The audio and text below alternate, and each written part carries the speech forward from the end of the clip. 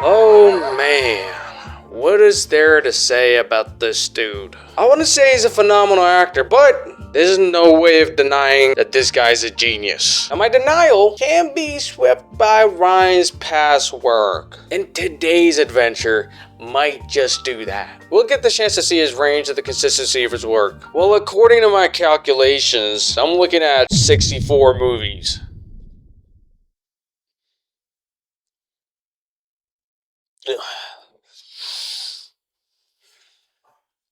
What I'm looking for is the evolution. Is he growing as an actor? Or is he jumping all over the place? The image that Ryan has put out to the people is similar to Ben Stiller.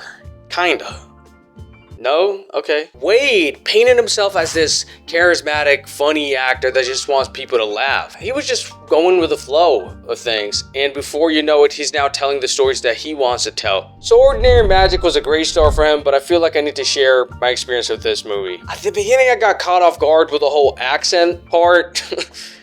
I thought I had dub on. Ryan's accent was out of control. First you think, oh, he's a French kid, then it turns out he's Indian. It's like, whoa. As serious as the movie was, I couldn't keep a straight face. Ryan carried this piece right here. I'm a sucker for old cinematography, so you know I love this. Little question. Do you think she liked it because he's an outsider, or because blonde, white? Because if he was one of those kids, she wouldn't. I doubt that. And I'm clocked in on you, bitch. Preceding that year, Ryan played Kevin Bannister, son of Kate Bannister. Was a Bannister, but unfortunately her husband left her. Cheating. It happens. She had an addiction problem. He wanted to find someone else, and Kevin got caught in the crossfire. At the end of the movie, she manages to conquer a portion of her addiction and be there with her kids. Regarding Ryan's work in this project, he wasn't given that much to work with, and that goes for other projects like Serving in Silence, The Alarmist, Tourist Trap, Dick. I love that. Hey, yo. The movie. The fuck, man? I gotta point this out real quick. The acting in Tourist Trap is surprisingly good, especially David Rash. I was about to fly all the way to Vancouver just to smack the fuck out of Derek Early. Your almighty God, I come before you with a humble heart, acknowledging the wrong I have done. After watching Boltneck, the joke that Ryan cracked at Graham Norton's show might have had a little bit of truth in it. This man has changed drastically. The concept of the movie was outdated. Everything about the movie was outdated. This movie came out in the year 2000. Do you know what came out in the year 2000? No! Okay, whoa. Okay. Requiem for a Dream, Gladiator, Castaway, American Psycho? You want me to keep going? Memento, Snatch, with the... Okay.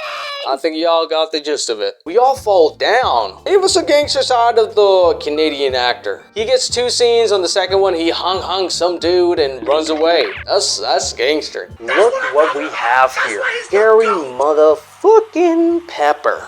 A legend, man. I think I shouted him out in the Tom Hanks video. Click it. Gotta promote myself. Like, what the fuck is she talking about? Finder's Fee was one of Ryan's most perplexing projects. Intriguing story, but the way it was laid out was just confusing. Some of the acting not only added to the overall disarray, but it also made the movie worse. The scene where Ryan's character breaks the silence by attacking their guest, Aubrey Phillips, the real one. He tried to convey so many emotions simultaneously and forgot to tell the story through the performance. However, I like the little sneaky twist at the end. Speaking of twists, that ass shot in Van Wilder made me turn my head so fast. Away from the screen. Whoa. This movie showcased Ryan's personality much more. The writers didn't shy away from the, oh look, dick and balls, dick and balls type of humor. It's really difficult to make romance movies entertaining without having a few corny lines. Romance movies in a nutshell is just 2 attractive people struggle and then fall in love. Not relatable. The In-Laws and Foolproof are the same, in which Ryan, being himself, coming up with witty responses. They're not. But these projects didn't pay attention to him. He was merely a small, tiny, minuscule part of a larger image. Blade Trinity was a breath of fresh air. I got tired of watching these white dudes desperately trying to get pussy air. Hannibal King is a role that kind of benefited Ryan in later times. You know what shocked me? A horror movie with Ryan Reynolds in it. I don't watch horror movies because it's called entertainment. Plus, I want to sleep. Nevertheless, the Amityville Horror put me onto something new. Acting fear is a challenging task for some actors, and Ryan delivered an absolute brilliant work, man. Yo, body shivering, eyes turning all red, that boy got it. What pisses me off is this dude never misses with the actresses he works with. Look! Just look!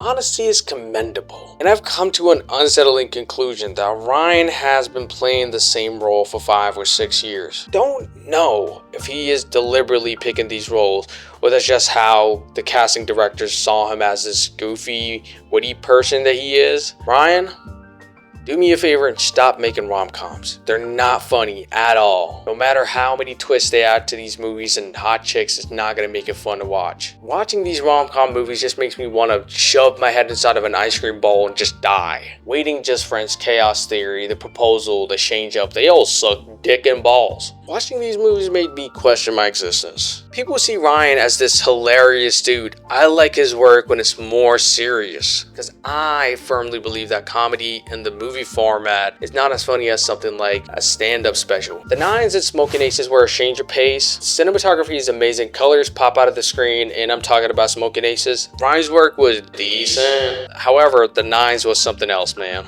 The budget for that movie was 2 packs of cigarettes and 100 bill. Definitely. Maybe. I'm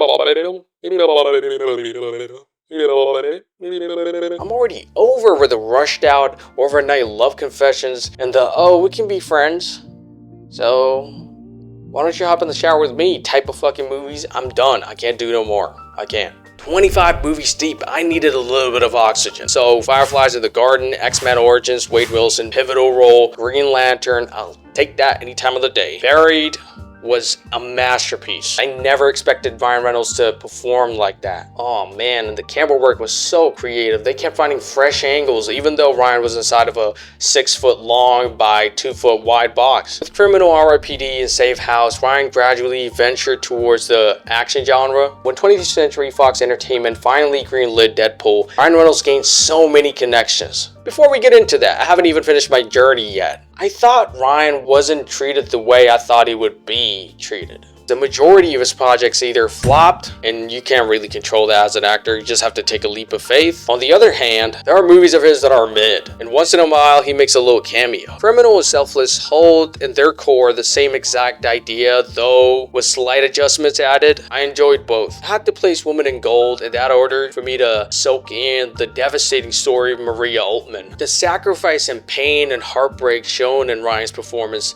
reassured that he deserves his position. 2016 is the year where Ryan's career skyrocketed. Deadpool became an inseparable part of Ryan. All the things that he loves were implemented in this character. He filled the preceding year with great movies that maintained his popularity and connections within the industry. Another project that had an astonishing group of actors is Life. It had Jake Gyllenhaal, Rebecca Ferguson, and Hiroyuki Sanada. Can't complain about the quality of acting I'm getting here. Hitman Bodyguard is perfection. I know it's S-tier dick riding, but any movie with Samuel L. Jackson is a 6 out of 10 minimum.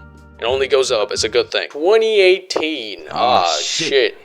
Here we go again. These Deadpool movies are incredible. Although, I prefer the Deadpool represented in the video game because there's so many things I've seen in the game that weren't in the movie. I truly believe that this Deadpool role would haunt him, and indeed it did. Underground and Pokemon Detective Pikachu are the worst movies of his by far. Perhaps he made that Pokemon movie for his family members, and I respect that. Now, Free Guy is the movie other than Deadpool that was worth watching. I'm keeping it a C note. A couple of cameos, and it's July 26, 2024. Deadpool and Wolverine is released into the world, and this is by far the best project Ryan Reynolds worked on. And trust me, I am not neglecting his past work, but what it looks like, Ryan is a niche actor. His range isn't that wide, and that's okay. No one wants to see Daniel Day-Lewis in Rush Hour. Ryan's performances in serious movies happens to encounter a limit that might be exceeded by him if he decides to. His filmography is interesting. However, it's nowhere near our previous contestants. And if you're curious about how big the skill gap between our man here, Ryan, and the other actors, I suggest watching these videos.